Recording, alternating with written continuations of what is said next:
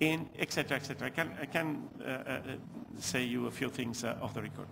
So, in my view, the convention has interesting provisions, and we always have during these meetings a big circus with all NGOs, with all the people from the private sector and so on, because there is a participatory approach which is well coming from Agenda 21, and because the governments recognize that the civil society is the society they are serving and has to be there accompanying the democratic channels, I would say. Okay, thank you very much. I'm sorry we can't match the drums from next door, but we can keep the questions flowing. There are lots of people. I will get to you. Mary Robinson, would you like to bring the microphone to the front, please? Thank you very much. And then I'll come to you, sir. And we'll try and get round everybody. Thank you. I spent this morning, or part of this morning, chairing a very good group on human rights and climate change.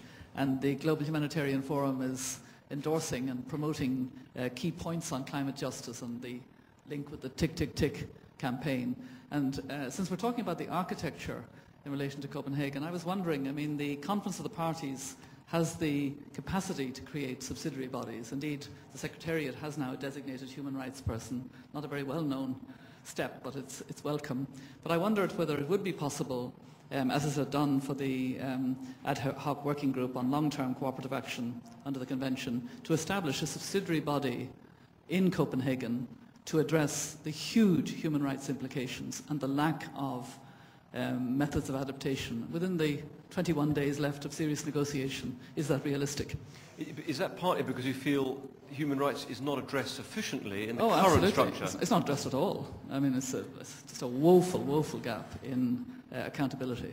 And we're more and more aware of the fact that the discussions have been at that sort of technical level. They are very important, and it's important that the targets are reached as far as possible, but they don't address the inequities.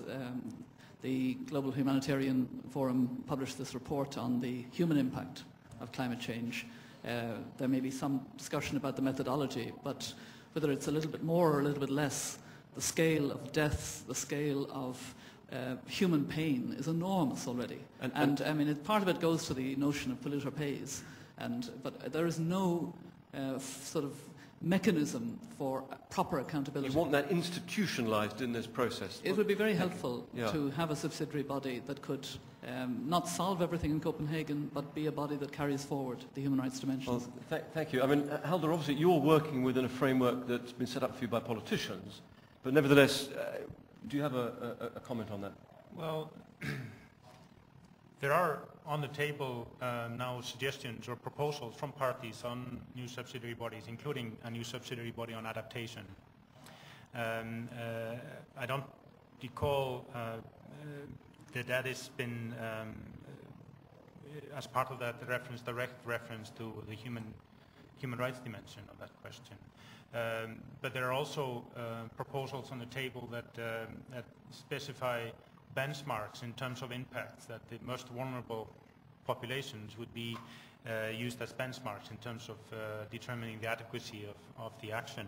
And presumably if it was institutionalized, it would help provide a focus in the negotiations. Well, people aren't lost in the detail, but actually think of what it's all about. But do you allow questions from a panel to the audience? Yeah, sure, please. Because we've actually just recently had a discussion on this in the Secretariat, because there was a discussion in the Human Rights Council on this very question. And it would be very useful if what your assessment would be, would the Human Rights Council not be adequate or the more appropriate forum for that? Because I think that's one thing that one has to be careful about, is not to weaken the argument by taking, if it is a legitimate human rights issue, why is it not dealt with by the Human Rights Council?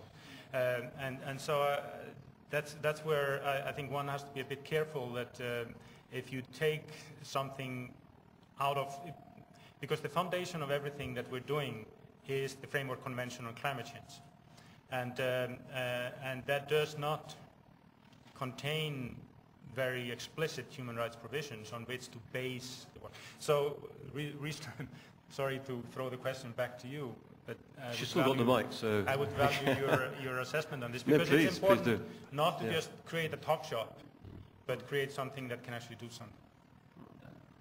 It's good that the Maldives, in fact, seized the Human Rights Council and indeed have got a lot of support in a resolution last year, and with much more support this year. The Office of High Commissioner for Human Rights has produced a good human rights report. Yes. But this is actually more than one step removed from the Copenhagen process. Yes. And it's that lack of a linkage. Okay. So if there was a human rights subsidiary body, or I'd even settle for a component of an adaptation subsidiary body. And indeed, I took part in the Global Leadership of Climate Action body, which is the Club of Madrid with the UN Foundation. We've just produced a paper on adaptation where we do build in a little bit this justice dimension, that those most affected have least responsibility for the greenhouse gas emissions. And I think there is a need for a subsidiary body going forward after Copenhagen that can provide an ongoing link. Of course, then link with the Human Rights Council, but it's more gathering in the advocacy. It's not actually dealing with being able to penetrate the whole apparatus of Copenhagen. So that's where the gap is. I mean, presumably one of the problems is a structural one that goes right back to the beginning, that this was seen as an environmental problem only, that it's environment ministers who negotiate this thing, when actually in many cases you may want many other kinds of people involved. Paul? Yeah, so this is sort of a variation on the theme that I went to earlier. Human rights in general have been treated as issues of protecting citizens from their governments. And this would be a case where citizens are to be protected from the actions of other countries, and that would be unprecedented. It would require a kind of obligations, duties, enforcement that don't currently exist. And it seems unlikely to me that the countries that resist that are going to change that just because you set up a new body for it. That doesn't mean that you might not want to do it in any case. But you also have the rather odd paradox of the notion that rights to protection from environmentally mediated harm that comes from anthropogenic causes has a different legal standing than that which comes from natural variability. And the idea of trying to sort out the victims as the anthropogenic victims from the natural variability victims is, to use an old term, it's a fool's errand. It's effectively impossible, and if we try to do that, we'll never solve the problem. On the other hand, the response, therefore, has been to say we're not going to solve the problem at all, rather than to say, well, clearly we should protect everybody. The answer is really we're going to protect nobody. So that's not a very optimistic way to look at it, but that does seem to be a reading of what's actually going on. Okay, very interesting. Let's move on. Perhaps you, sir, and then we'll come to you. My name is Anthony Hill. I'm involved in the non-governmental community. My question is about the architecture, meaning the agreement, the convention.